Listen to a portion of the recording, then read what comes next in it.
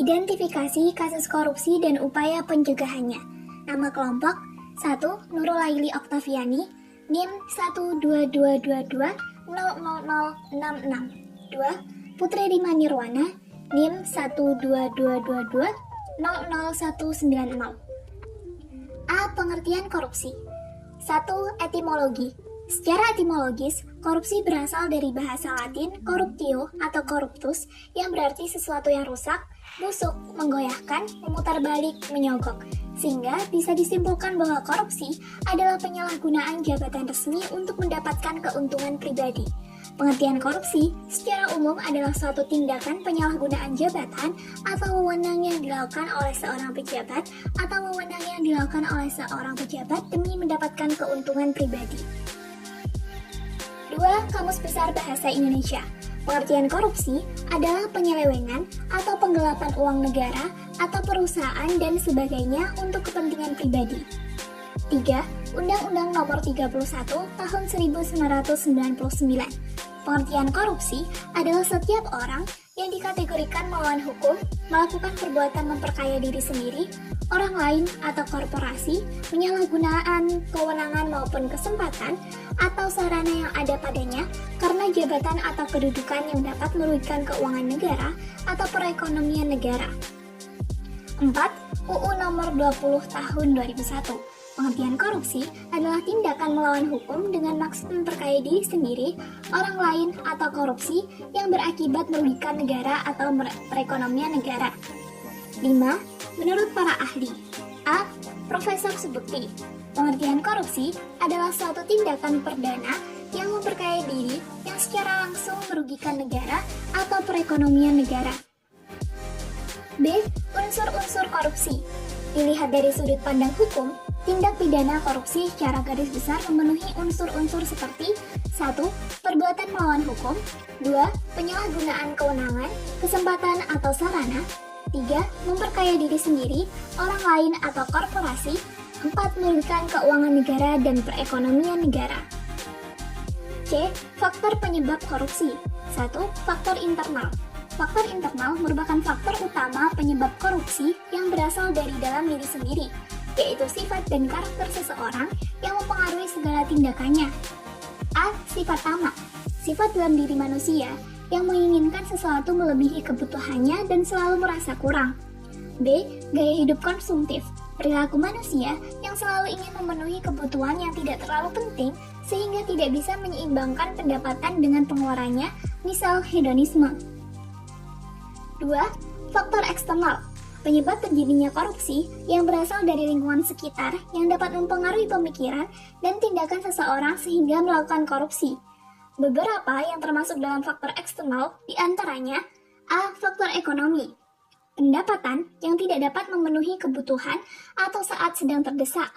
Masalah ekonomi membuka ruang bagi seseorang untuk melakukan jalan pintas. B. Faktor politik. Monopoli kekuasaan merupakan penyebab korupsi di Indonesia karena tidak adanya kontrol oleh lembaga yang mewakili kepentingan masyarakat. Faktor yang sangat dekat dengan terjadinya korupsi adalah budaya penyalahgunaan wewenang yang berlebih. Dalam hal ini terjadinya KKN, politik uang atau money politics, yaitu memberi atau menyuap para pemilih partai agar dapat memenangkan pemilu. C. Faktor organisasi. Budaya dari pejabat lokal dan adanya tradisi memberi yang disalahgunakan oleh orang-orang yang tidak bertanggung jawab. 1. Adanya peluang atau kesempatan. 2. Kurang adanya sikap keteladanan pemimpin. 3. Tidak adanya kultur budaya organisasi yang benar.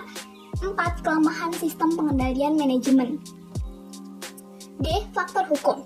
Sistem hukum di Indonesia untuk memberantas korupsi masih sangat lemah. Penyebab korupsi di Indonesia meliputi hukum yang tidak dijalankan sesuai prosedur yang benar, aparat mudah disogok sehingga pelanggaran sangat mudah dilakukan oleh masyarakat. D. Jenis dan bentuk korupsi. 1. Penyuapan atau bribery. Mencakup tindakan memberi dan menerima suap baik berupa uang maupun barang. 2. Penggelapan atau embezzlement. 2. Penggelapan atau embezzlement merupakan tindakan penipuan dan pencurian sumber daya yang dilakukan oleh pihak-pihak tertentu yang mengelola sumber daya tersebut, baik berupa dana publik atau sumber daya alam tertentu. 3.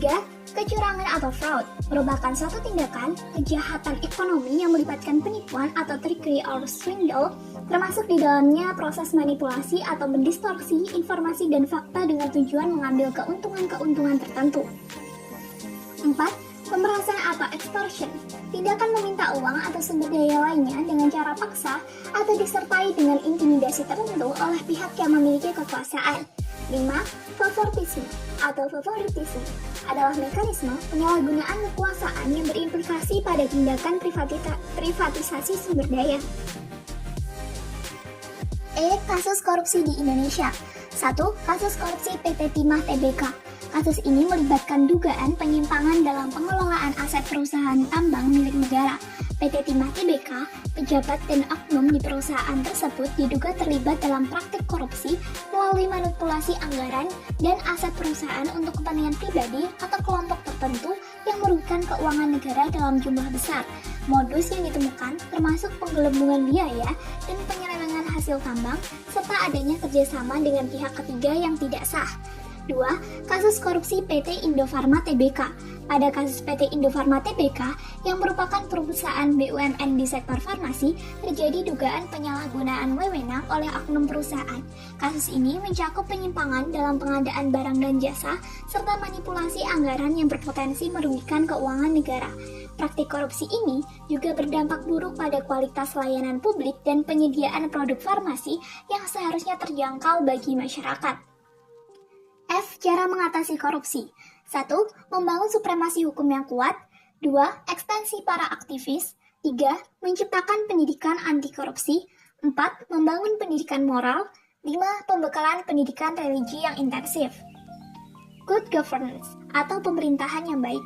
Suatu kesepakatan menyangkut pengaturan negara yang diciptakan bersama oleh pemerintah, masyarakat madani atau civil society, dan sektor swasta. Good governance adalah pemerintahan yang baik dalam standar proses dan hasil-hasilnya, yang mana semua unsur pemerintahan bisa bergerak secara sinergis, tidak saling berbenturan, memperoleh dukungan rakyat. Prinsip-prinsip good governance. A. Partisipasi masyarakat. B. Tegaknya supremasi hukum. Kerangka hukum harus adil dan diberlakukan tanpa pandang bulu. C. Transparansi informasi perlu dapat diakses oleh pihak-pihak yang berkepentingan. D. Akuntabilitas. Para pengambil keputusan bertanggung jawab kepada masyarakat dan lembaga yang berkepentingan. E. Peduli pada stakeholder. Pemerintahan berusaha melayani semua pihak yang berkepentingan. F. Berorientasi pada konsensus. Pemerintahan menjembatani kepentingan yang berbeda. G. Kesetaraan. Warga masyarakat mempunyai kesempatan memperbaiki kesejahteraan mereka. H. Efektivitas dan efisien. Pemerintah membuahkan hasil sesuai kebutuhan warga masyarakat.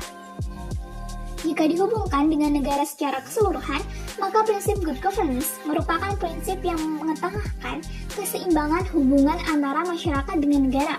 Bila dilihat dari kondisi Indonesia saat ini, maka prinsip good governance dapat menjadi salah satu solusi mujarab untuk melindungi dan membersihkan negara ini dari isu korupsi, kolusi, dan nepotisme. Subjek pemberantasan korupsi, clean government, dan good governance meliputi aparat pemerintah, sektor swasta, dan masyarakat, di mana sektor swasta meliputi good corporate governance, anti-bribe. Masyarakat mahasiswa meliputi peran serta tidak permisif. Hal ini didasari oleh PP nomor 71 tahun 2000 yang menyatakan bahwasanya peran serta masyarakat adalah peran aktif perorangan, ormas atau lembaga swadaya masyarakat dalam pencegahan dan pemberantasan tindak pidana korupsi. Peran warga masyarakat membangun komunitas anti korupsi, dimulai dari lingkungan keluarga, yang kemudian warga masyarakat harus memahami tentang apa yang dimaksud dengan korupsi, meliputi mengenali dan memahami korupsi, mencegah diri sendiri dan mencegah orang lain, yang berakhir pada lingkungan masyarakat dengan terciptanya pendidikan anti korupsi. Peran mahasiswa dalam pemberantasan korupsi, yang pertama pencegahan dengan pendidikan anti korupsi, pendidikan karakter, kampanye ujian bersih, dan yang kedua, opini meliputi gagasan ide, metode pencegahan dan pemberantasan korupsi, mengangkat isu korupsi lokal, nasional ke media.